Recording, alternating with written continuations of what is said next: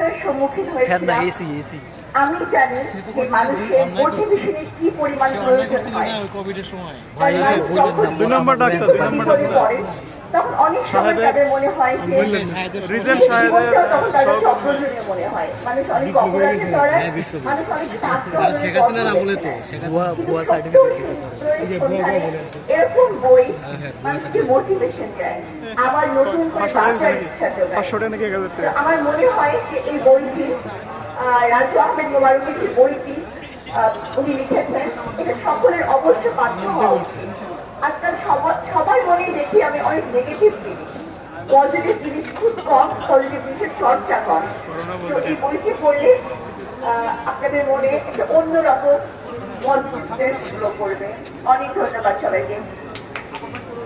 ধন্যবাদ ডক্টর সাবরিনার কথা শুধু আমি বলতে চাই পৃথিবীর শ্রেষ্ঠ 10টি কবি